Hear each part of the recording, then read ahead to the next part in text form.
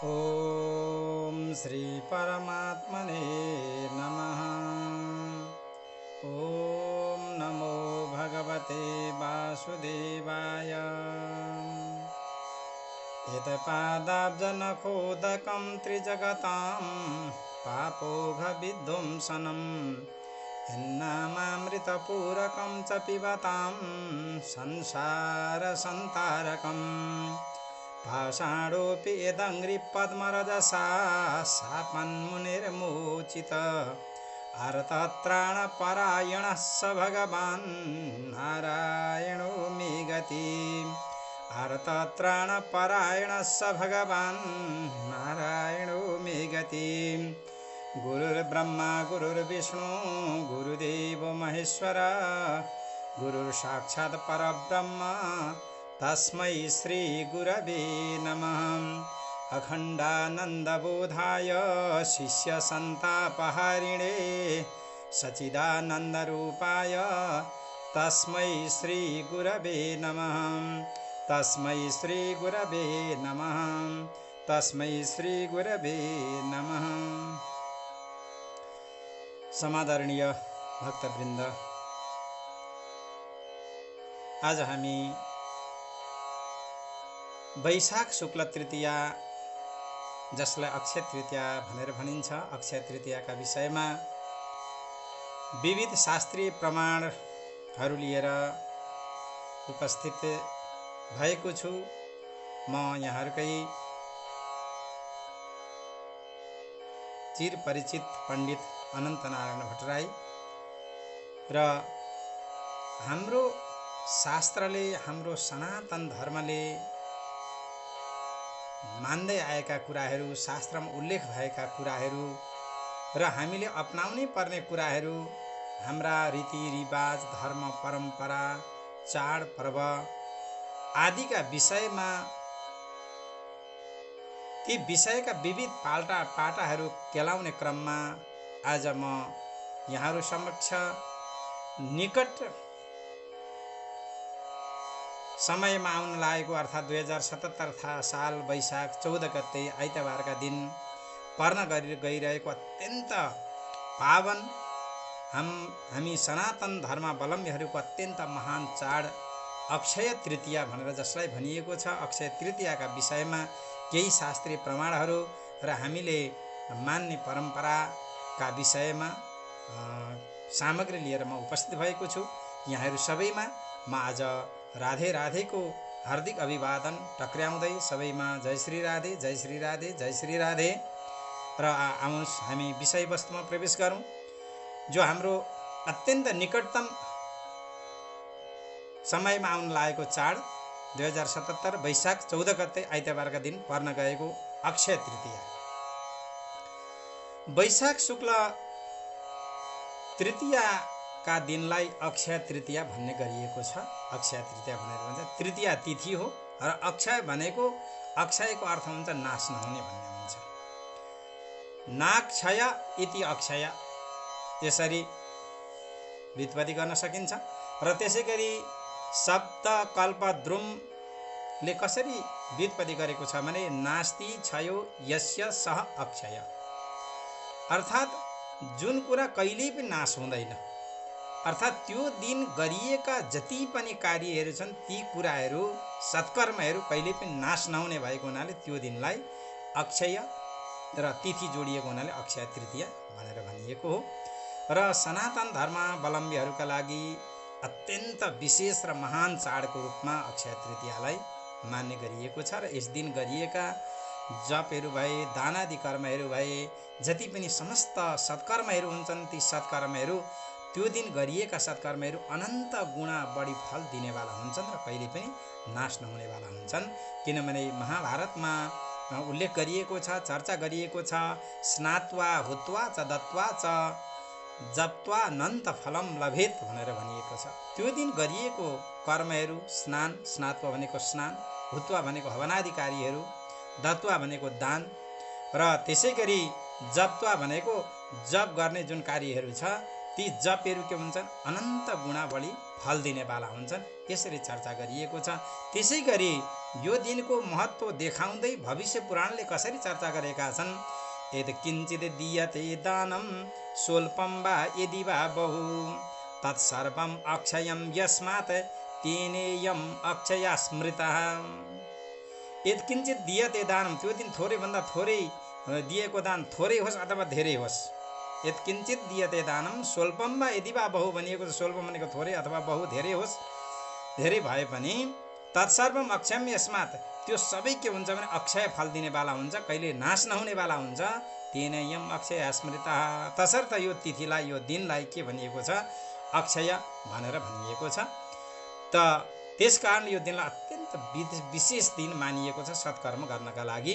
र त्यसै गरी भविष्य पुराणले त अक्षय भनेर अन्य पनि केही दिनलाई मानेको छ, केही विशेष दिनहरूलाई अक्षय भनेर मानेको छ र अरू पनि विशेष 3 दिनलाई अक्षय भनेर मानिएको छ। जस्तो के भनिएको छ भविष्य पुराणमा भने, अमावै सोमबारेण रविबारेण सप्तमी चतुर्थी भौमबारेण अक्षया तपि चाक्षया। कसरी चर्चा गरिएको छ, अमावै सोमबारेण, यदि सोमबारका दिन औँसी पर्यो भने, सोमबारे औँसी भनेर भनिन्छ, त सोमबारको दिन औँसी पर्यो भने त्यो दिन पनि अक्षय हुन्छ भनेर वर्णन गरिएको छ।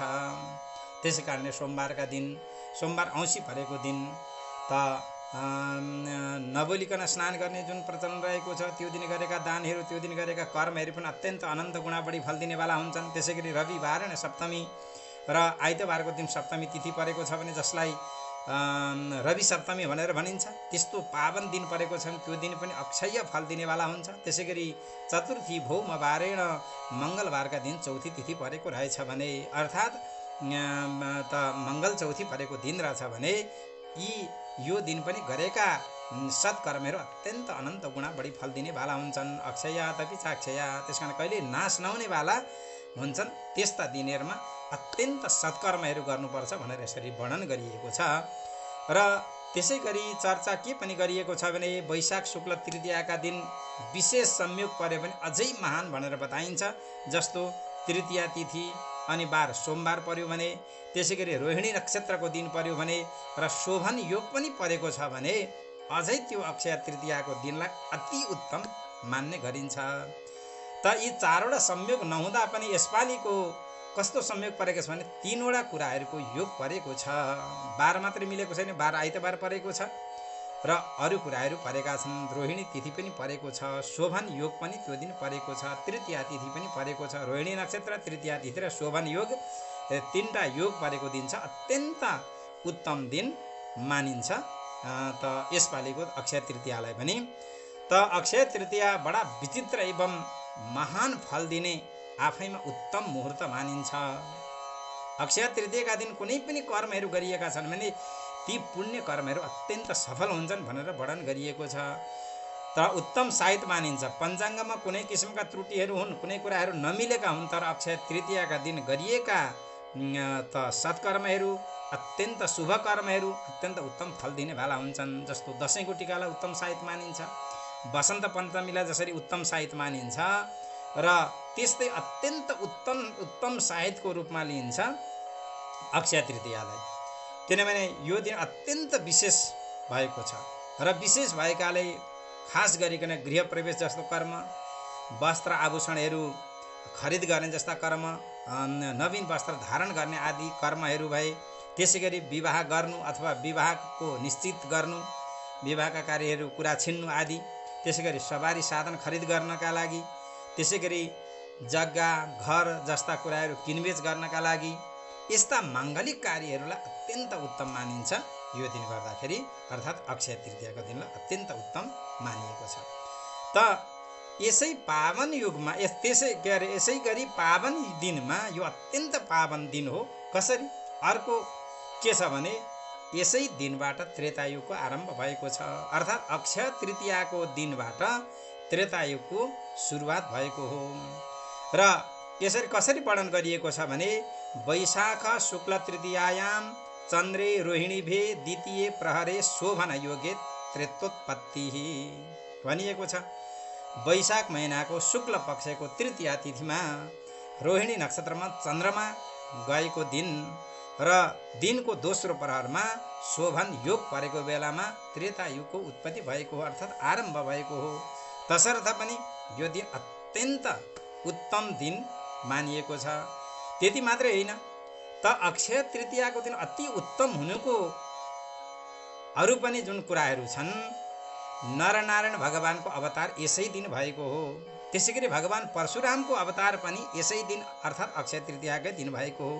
त्यसैगरी हयग्रीव भगवानको अवतार पनि त यसै दिन अक्षय तृतीयाका दिन भएको हो। तसर्थ तीनटा जयन्ती पनि यसै दिन परेको छ। त भक्तजनहरू यति मात्रै होइन, शिव पार्वतीको विवाह पनि यसै दिन भएको हो। हामीले बारम्बार सुन्ने गरेका छौँ, अत्यन्त प्रसिद्ध पौराणिक कथा स्वस्तानी कथा जो स्कन्द पुराणबाट लिएको छ। त स्वस्तानी कथामा पनि यो चर्चा आएको छ, शिव पार्वतीको विवाह अक्षय तृतीयाका दिन भएको हो। त्रियुगी नारायण भन्ने स्थान छ, त्यहाँ भगवानको विवाह भएको थियो। र अद्यावधि हाम्रो नेपालकै काठमाडौँको जुन कोटेश्वर नाथ भगवान हुनुहुन्छ, महादेव हुनुहुन्छ, र त्यहाँ अक्षय तृतीयाका दिन के गरिन्छ भने शिव पार्वतीको विवाहको उत्सव मनाउने परम्परा अद्यावधि निरन्तर रूपमा चलिआएको छ। त्यसैगरी लुभु महालक्ष्मी भैरव यात्रा पनि यस दिन मनाउने गरिन्छ। विशेष गरेर यो दिन गौरी पूजन गर्ने पनि प्रचलन रहेको छ, किनभने सौभाग्य प्राप्तिका लागि गौरी पूजन गरेर धर्म घट दान गर्ने चलन पनि रहेको छ। र घडामा गौरीको पूजा गरेर शिव पार्वतीको पूजा गरेर त्यस पछाडि त्यो धर्म घट भनेर सदैव सौभाग्य प्राप्त भइरहोस् भनेर दान गर्ने परम्परा पनि यसरी चलिआएको छ। यस्तो पावन दिन, तसर्थ यो दिन के गरिन्छ, तीनटा जयन्ती एकै दिन परेको हुनाले त्रिदेवको विशेष गरेर पूजा गर्ने प्रचलन पनि रहेको छ अक्षय तृतीयाको दिन। र अक्षय तृतीयाका दिन तीनटा देवताहरू जो भगवान नरनारायण हैबक्षु, त्यसै गरी भगवान परशुराम हैबक्षु, त्यसै गरी भगवान हयग्रीव जो हैबक्षिन्छ, उहाँहरूको जन्मको तिथि एकै दिन परेको हुनाले त्यो दिन विशेष गरेर व्रत धारण गरेर अनि भगवान त्रिदेवको पूजा गर्ने गरिन्छ। र सारा पापहरू नाश हुन् जसरी सङ्कल्प गरिन्छ, पूर्व सङ्कल्प गरिसकेपछि कस्तो किसिमको सङ्कल्प गरिन्छ, ममा खिल पाप क्षय पूर्वक सकल शुभ फल प्राप्तै भगवत प्रीति कामनाया देवत्रय पूजनम अहम करिसे। मेरा सारा अखिल पापहरू नाश भएर जाउन्, जन्म जन्मान्तरका पापहरू नाश भएर जाउन् र शुभ फल प्राप्त होस् र भगवत प्रीति प्राप्त होस्। कस्तो कामना गरिन्छ, भगवानको प्रेम प्राप्त होस्, भगवानको भक्ति प्राप्त होस्। त्यो कामनाका लागि म देवत्रय भनेका तीनटा देवतालाई पूजा गर्दछु भनेर यस्तो प्रकारले सङ्कल्प गरिन्छ। सङ्कल्प गरिसकेपछि अब षोडशोपचारले भगवानको पूजा गर्नुपर्छ। पूजा गरेपछि त्यो दिन विशेष दिन देवताहरूका लागि विशेष वस्तुहरू समर्पण गर्ने यस्तो किसिमको विधान बताइएको छ। र भगवान नरनारायणका निमित्त जौको सातु समर्पण गर्नुपर्दछ। त्यसै गरी भगवान परशुराम भगवानलाई प्रसन्न गराउनका लागि कलिला कलिला काँक्राहरू, शीतलता दिने चिजहरू समर्पण गर्नुपर्दछ। त्यसै गरी जो भगवान हयग्रीव हैबक्षिन्छ, भगवान हयग्रीवका प्रसन्नताका लागि भिजाएको चना समर्पण गर्नुपर्दछ अथवा चनाको दाल समर्पण गर्नुपर्दछ। यस्तो किसिमको त शास्त्रीय विधि रहेको छ। र त्यसै गरी यो पावन दिन, अत्यन्त पवित्र दिन, जुन दिन तीनटा देवताले अवतार धारण गरिबसेको छ, जुन दिन भगवान साम्ब शिवको पार्वतीजीका साथमा विवाह भएको छ, जुन दिन त्रेता युगको आरम्भ भएको छ, त्यस्तो पावन दिनमा भगवानको दर्शनको पनि ज्यादै ठुलो महत्त्व बताइएको छ शास्त्रमा। र विष्णु धर्मोत्तर पुराणमा चर्चा गरिएको छ, य पश्यति तृतीयायां कृष्णं चन्दनभूषितं वैशाखस्य शीते पक्षे स यात्युच्युत मन्दिरम भनेर यसरी चर्चा गरिएको छ। य पश्यति तृतीयायां, वैशाख महिनाको शुक्ल पक्षको तृतीयाको दिन जसले भगवान कृष्णम चन्दनभूषितम सारा श्रृङ्गार युक्त भएको भगवान श्रीकृष्णको दिव्य विग्रहको जसले दर्शन गर्दछन् भने, र त्यस्ता व्यक्तिहरू त स याति अच्युत मन्दिरम, जो त्यस्ता व्यक्तिहरू भगवान अच्युत अर्थात् भगवान श्रीकृष्णकै दिव्य मन्दिरमा दिव्य गोलोक धाममा गएर निवास गर्ने सौभाग्य प्राप्त गर्दछन्। यसरी वर्णन गरिएको छ। तसर्थ त्यो दिन यति पावन दिन हो, यति पवित्र दिन हो, त्यो दिन गएर भगवानको दर्शन गर्नुपर्दछ। त्यसै गरी यो पावन दिनमा समुद्र स्नानको त्यत्तिकै ठुलो महत्त्व बताइएको छ, गङ्गा स्नानको त्यत्तिकै ठुलो महत्त्व बताइएको छ। त पृथ्वी चन्द्रोदयमा चर्चा गरिएको छ, युगादौ तु नरः स्नात्वा विधि बल लवडो दधौ गोसहस्र प्रदानस्य फलम प्राप्नोति मानवः भनेर यसरी वर्णन गरिएको छ। त युगादौ भनिएको छ यसरी, त युगको उत्पत्ति भएको आरम्भ भएको जुन दिन जो कोही मनुष्य गएर विधिबल लवडो दधौ विधिपूर्वक त छ्यार समुद्रमा अर्थात् नुनको समुद्रमा गएर जसले स्नान गर्दछन् भने, त्यसै गरी गङ्गामा गएर स्नान गर्दछन् भने त त्यस्ता व्यक्तिले कति ठुलो फल प्राप्त गर्दछन्। गो सहस्र प्रदानस्य हजार गाई दान गर्दाखेरि जुन किसिमको फल प्राप्त हुन्छ त्यो फल समुद्रमा स्नान गर्दा प्राप्त हुन्छ, त्यो फल गङ्गामा स्नान गर्दा फल प्राप्त हुन्छ भनेर यसरी वर्णन गरिएको छ। त्यस्तै प्रकारले त अरू पुराणहरूले पनि यसरी यो दिनको पावन दिनको चर्चा परिचर्चा गरेका छन्।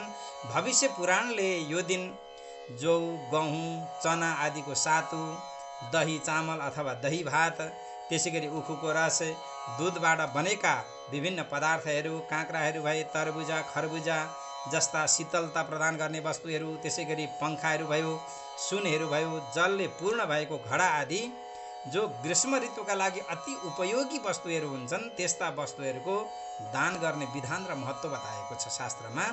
भविष्य पुराणमा यसरी चर्चा गरिएको छ र ज्यादै ठुलो महात्म्य बताइएको छ। भनिएको छ, यव गोधूम चणकान सत्तु दध्यो दनम तथा इक्षु क्षीर विकाराश्च हिरण्यम च सुशक्तितः उदकुम्भान सकरकान सन्नान सर्वरसै सह ग्रीष्मिकं सर्वमेवान्नं मेवात्र सस्यम दानम प्रशस्यते भनिएको छ। यव गोधूम चणकान सत्तु दध्यो दनम तथा, यव भनेको जौ, त्यसै गरी गोधूम गहुँ अथवा चनाको सातु, त्यसै गरी दही भातहरू, इक्षु क्षीर, त्यसै गरी उखुको रस भयो, विकारांश यिनलाई दिइन्छ, वितरण गरिन्छ। त्यसै गरी हिरण्यम शक्तितः त आफ्नो शक्ति पूर्वक आफूसँग जति छ त्यति क्षमता अनुसार नै सुनहरू दान गरियो भने, उद कुम्भन सकरकान, त्यसै गरी जलले भरिएका चाहिँ घडाहरू, त्यसमा चाहिँ सक्खरहरू राखिएर, अनि सन्नान सर्वरसैसह विभिन्न किसिमका रसले युक्त भएका त्यस्ता घडाहरू, ग्रीष्मिकम सर्वमेवात्र सस्यम दानम प्रशस्यते, र ग्रीष्म ऋतुमा उपयोगी हुने जुन वस्तुहरू, यस्ता रसहरू र दान गर्नुको त ज्यादै ठुलो प्रशस्ति बताइएको छ, ज्यादै ठुलो महात्म्य बताइएको छ। जसले यस्ता वस्तुहरूको दान गर्नुहुन्छ भने त्यस्ता व्यक्तिहरूले प्राप्त गर्न सक्ने कुरा केही पनि छैन, अक्षय फल उहाँहरूलाई प्राप्त हुन्छ भनेर यसरी वर्णन गरिएको छ। त्यसै गरी त्यस्तै प्रकारले अन्य शास्त्रहरूले पनि चर्चा गरेका छन्। जस्तो विष्णु धर्मोत्तर पुराणमा अन्न भयो, जल भयो, तिल फल भएको चन्दन तिल आदिले त पूजा गरिएको कुम्भ, जसलाई धर्मघट भनेर भनिन्छ, र पितृहरूको तृप्तिको उद्देश्यले त्यो घडा तयार गर्नु पर्यो। त्यसमा चाहिँ अन्न हुनु पर्यो, जल हुनु पर्यो, तिल हुनु पर्यो, र अन्न भनेको सिधाले सहित भएको सिधा तयार गर्ने, त्यसपछि घडामा जलहरू राख्ने, त्यसै गरी त्यहाँ चाहिँ मिठा चिजहरू, चिनी मिश्री आदिहरू, सुन्दर मिठो शर्बतहरू बनाउनु पर्दछ। अनि चन्दनहरू तिल आदिले पूजा गरेर, अनि धर्मघट जो पितृहरूको तृप्ति होस्, पितृहरूलाई तृप्ति होस् भन्ने यस्तो उद्देश्य राखेर त सङ्कल्पपूर्वक जसले दान गर्नुहुन्छ भने त्यस्ता व्यक्तिहरूका पितृहरूलाई त अक्षय तृप्ति हुन्छ भनेर शास्त्रले यसरी बताइएका छन्। विष्णु धर्मोत्तर पुराणमा यो चर्चा गरिएको छ। गन्धोदक तिलै मिश्रम सान्नम कुम्भम फलान्वितम पितृभ्याम सम्प्रदास्यामी अक्षय मुपतिष्ठतु, यसरी वर्णन गरिएको छ। चन्दनले युक्त भएको चाहिँ उदक भनेको जल भयो, तेलमा त्यसमा चाहिँ तिलहरू मिसाइएको, र त्यस्तो कुम्भ फलहरूले युक्त भएको, सिधाले युक्त भएको, र पितृहरूका लागि म दिँदैछु भनेर जसले पितृहरूलाई समर्पण गरेर दान गर्नुहुन्छ भने अक्षय मुपतिष्ठतु, ती पितृहरूलाई त अक्षय फल प्राप्त हुन्छ भनेर यसरी शास्त्रमा विष्णु धर्मोत्तर पुराणमा यसरी चर्चा गरिएको छ। त्यसै गरी निर्णय सिन्धुकारले पनि यो पावन दिनका बारेमा अत्यन्त श्रेष्ठ महत्त्व चाहिँ बताएका छन् र निर्णय सिन्धुमा हेमाद्रीले बताएको जुन चर्चा छ जौको महत्त्व ज्यादै ठुलो महत्त्व बताइएको छ जौको। र यो दिन जौको प्रयोग गरेर गरिएका विभिन्न जुन कार्यहरू छन् ती कार्यहरू अत्यन्त सफल हुने कुरा बताइएको छ। तस्याम कार्यो यवैरि होमो यवैरि विष्णु समर्चयते यवान दद्याद्दिजातिभ्यः प्रयतः प्राशयद्यवान पूजयते शङ्करं गङ्गा कैलासञ्च हिमालयं भगीरथं च निरपतिं सागराणां सुखावहम्। यसरी चर्चा गरिएको छ। र तस्याम कार्य यवैरि होम त्यो दिन के गर्नुपर्दछ? जौको हवन गर्नुपर्दछ। यवैरि विष्णुम समर्चयते र जौद्वारा नै भगवान विष्णुको पनि पूजा गर्नुपर्दछ। यवान दद्यादि जातिभ्यः त्यो दिन जौको दान गर्नुपर्दछ। ज्यादै ठुलो महत्त्व बताइएको छ जौको दानको। त्यसै गरी प्रयतः प्राशयद्यवान र यत्नपूर्वक आफूले पनि जौको भोजन गर्नुपर्दछ, जौ ग्रहण गर्नुपर्दछ। पूजयते शङ्करं गङ्गां कैलासञ्च हिमालयं र भगवान शङ्करको पनि पूजा गर्ने जौद्वारा नै, गङ्गाजीको पूजा गर्ने, कैलाश पर्वतको पूजा गर्ने, हिमालय पर्वतको पूजा गर्ने, भगीरथं च निरपतिं जो भागीरथी गङ्गालाई पृथ्वीमा ल्याउनेवाला जो राजा हुनुहुन्छ महान राजा भगीरथ राजाको पनि पूजा गर्नुपर्छ। सागराणां सुखावहम् त्यसै गरी क्षीर सागर आदिको पनि पूजा गर्नुपर्दछ। यस्ता प्रकारले यो पावन दिनमा यो यस्ता विभिन्न किसिमका विधिहरू बताइएको छ। त्यसै गरी अन्य कुराहरूको पनि चर्चा गरिएको छ। यो अक्षय तृतीयाको त यति ठुलो महात्म्य छ, यति ठुलो महात्म्य छ जुन महात्म्य वर्णन गर्न सकिँदैन।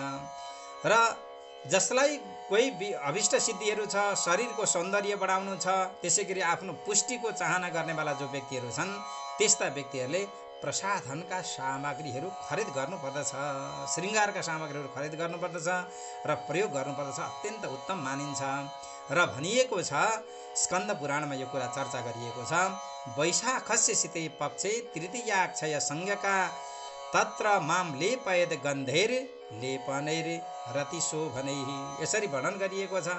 वैशाखस्य शीते पक्ष वैशाख महिनाको शुक्ल पक्षको जुन तृतीया तिथि हो जसलाई अक्षय संज्ञका अक्षय तृतीया भनेर जसलाई भनिएको छ र त्यो दिन विभिन्न किसिमका गन्ध आदि गरेका, चन्दन आदि गरेका विभिन्न किसिमका श्रृङ्गारका सामग्रीहरू जसले शरीरमा धारण गर्छन् भने त्यस्ता व्यक्तिहरू अत्यन्त पवित्र हुन्छन्, त्यस्ता व्यक्तिहरू धन्य हुन्छन्, सफल हुन्छन् भनेर वर्णन गरिएको छ। त्यस्तै प्रकारले यो पावन दिनमा अगाडिका दिनहरूमा सफलता प्राप्त होस् भन्ने उद्देश्य राखेर नयाँ गहनाहरू खरिद गर्ने, ग्रहण गर्ने पनि प्रचलन रहेको छ। त्यसै गरी वस्त्रहरू र श्रृङ्गारका सामग्रीहरू पनि त्यो दिन खरिद गर्ने, धारण गर्ने यस्तो किसिमको विधान शास्त्रमा वर्णन गरिएको छ। त्यस्तै गरी अन्य कुराहरू पनि यो पावन दिनमा गर्ने गरिन्छ। आगामी वर्षको शुभ अशुभ कुरा बुझ्नका लागि परीक्षा गर्ने पनि गरिन्छ यो पावन दिनमा। र के गरिन्छ भने विभिन्न किसिमका व्यावहारिक वस्तुहरू जस्तो अन्नहरू भए, वस्त्रहरू भए, यस्ता जुन व्यावहारिक वस्तुहरू हुन्छन् ती व्यावहारिक वस्तु के गरिन्छ? पूजन गरिन्छ। पूजन गरेर त्यस पछाडि पूजाका स्थानमा पनि भूमिको पूजा गरेर अनि जो व्यक्तिले आफ्नो जीवनको परीक्षा गर्न चाहन्छ त्यो व्यक्तिले सङ्कल्प गरेर आफ्नो नाम आदि उच्चारण गरेर सङ्कल्प गरेर अनि त्यो वस्तु त्यो पूजा गरेको भूमिमा स्थापना गरिन्छ र तौल गरेर त्यसलाई तौलेर स्थापना गरिन्छ। स्थापना गरेर अब त्यो दिन छोडिन्छ, रातभरि छोडिन्छ र भोलिपल्ट जब प्रातः समय हुन्छ फेरि पूजा गरेर अन्नपूर्णा भगवतीको दिव्य स्तोत्रको पाठ गरेर अन्नपूर्णा भगवतीको शरणमा परेर र आफ्नो जीवनमा अब अगाडिको वर्ष कस्तो किसिमको शुभ हुनेछ कि अशुभ हुनेछ यो कुरा भगवतीलाई समर्पण गरेर प्रार्थना गरेर अनि त्यही ढक तराजुले फेरि तौलिन्छ। तौलिँदाखेरि जब दोस्रो दिन त्यो अघिल्लो दिन तौलेको वस्तुको तौल बढेको रहेछ भने अत्यन्त शुभ हुन्छ भनेर वर्णन गरिएको छ शास्त्रमा। त्यसै गरी त्यो दिन अघिल्लो दिन तौलिएको वस्तु घटेको रहेछ भने आउँदो साल विभिन्न किसिमका जीवनमा सङ्कटहरू आइपर्छन् र कष्टका दिनहरू आउने रहेछन् भनेर बुझ्नुपर्छ भनेर यसरी वर्णन गरिएको छ। र बराबरी भयो भनेदेखि यथावत रूपमा आउँदो साल पनि व्यतीत हुने रहेछ भनेर यसरी यो आउने भविष्यको सङ्केत बुझ्ने अर्थात् परीक्षा गर्ने पनि प्रचलन यसरी शास्त्रमा वर्णन गरिएको त्यस्तो पावन दिन मानिन्छ। त्यसै गरी कृषि कर्म गर्नेवाला जो हुनुहुन्छ कृषकहरूले पनि यो दिनलाई विशेष महत्त्वका साथ हेर्ने गर्नुभएको पाइन्छ। र कसरी हेरिन्छ भने त्यो दिनको जुन चन्द्रमा अस्तय हुनुभन्दा चन्द्रमा र रोहिणी नक्षत्रको संयोगलाई एकदमै ध्यान दिने गरिन्छ कृषि क्षेत्रमा। र त्यो दिनको चन्द्रमा अस्त हुनुभन्दा अगाडि नै रोहिणी नक्षत्र व्यतीत भयो भने अथवा रोहिणी अगाडि लाग्नु भयो भने अत्यन्त शुभ मानिन्छ। र चन्द्रमा अस्तभन्दा पनि पछाडिसम्म रोहिणी नक्षत्रको त घडीपला बाँकी रहेको रहेछ भनेदेखि र त्यो अब पछाडि आउने समय अशुभ हुन्छ, कृषि उत्पादन एकदमै कम हुन्छ र कृषकहरूलाई एकदमै गाह्रो हुन्छ भनेर यसरी कृषकहरूले पनि यो दिनलाई विशेष महत्त्वका साथ हेर्ने गरेको पाइन्छ। त यसरी यो पावन दिनलाई के गरिएको छ भने विभिन्न क्षेत्रका महानुभावहरूले अत्यन्त विचार गर्ने गर्नुभएको छ। यो दिन र जो भगवानका भक्तहरूले यो दिनलाई विशेष महत्त्वका साथ हेर्नुहुन्छ, किनभने त्यो दिन गरिएको जप, ध्यान, पूजा, आराधना आदि जति पनि छन्, दानहरू जति पनि ती अनन्त गुणा फल दिनेवाला हुन्छन्। र त्यो दिन थोरै पनि भगवानको भक्ति गरिएको छ भने त्यो दिन गरिएको भक्तिले अनन्त गुणा बढी फल दिने हुन्छ र भगवत साक्षात्कार गर्ने सौभाग्य प्राप्त हुन्छ भनेर त भगवानका भक्तहरूले त अत्यन्त महत्त्वका साथ त्यो दिनलाई यसरी हेर्ने गर्नुभएको छ, विचार गर्नुभएको छ। र त्यो दिन सबै कुराहरू त्याग गरेर एक दिन भए पनि भगवानको भजन गर्ने, भगवानका कीर्तन गर्ने र भगवानका पूजा गर्ने र भगवानका अत्यन्त प्रिय वस्तुहरू भगवानका भक्तलाई समर्पण गर्ने र जसको माध्यमद्वारा अक्षय फल प्राप्तिको चाहिँ कामना पूर्ण हुन्छ भनेर यसरी त भक्तहरूले अपनाउने गर्नुभएको छ। यसरी अब विविध वस्तुको दान, पूजा पाठ, स्नान, तर्पण आदि गरेर मनाइने यो महान पर्वले हामी सनातनीहरूलाई एउटा छुट्टै आनन्द प्रदान गरेको छ र एकतामा बाँच्न सिकाएको छ। त्याग र समर्पणको भाव यो दिनले सिकाएको छ।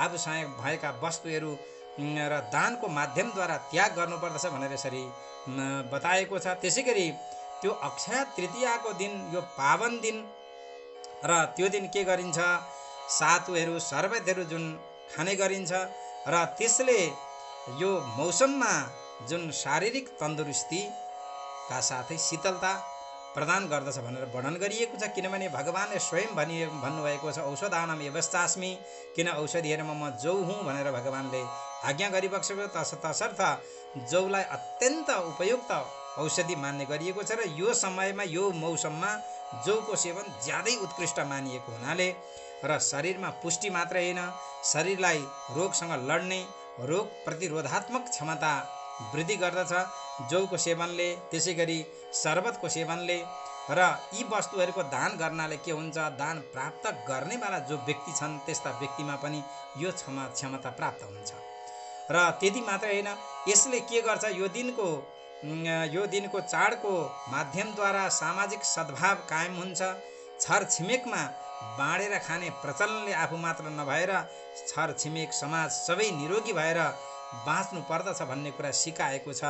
जसरी सर्वे भवन्तु सुखिनः, सर्वे सन्तु निरामया, सर्वे भद्राणि पश्यन्तु मा कश्चित दुःख भाग भवेत् भनेर जुन हाम्रा शास्त्रहरूले बारम्बार भनेका छन्। किनभने सबै सुखी हुनुपर्दछ र सबै स्वस्थ हुनुपर्छ, सबै आनन्दित हुनुपर्दछ, रोग व्याधिले रहित हुनुपर्दछ भन्ने जुन हाम्रो सनातन संस्कृति छ, त्यो सनातन संस्कृतिको एउटा पाटो, एउटा खुड्किलो यो अक्षय तृतीया रहेको छ। यो अक्षय तृतीयाले यसरी सबैलाई एकताबद्ध भएर बाँच्न सिकाएको छ, निरोगी भएर बाँच्न सिकाएको छ र त्यसै गरी विश्व बन्धुत्वको भावनामा आबद्ध हुन यसरी सिकाएको छ र यस्तो किसिमको सर्वे भवन्तु सुखिनको भावलाई जागृत गराएको छ। र यस पर्वले त्यसै गरी हाम्रो सांस्कृतिक गरिमालाई समेत अझै उचाइमा पुर्याएको छ।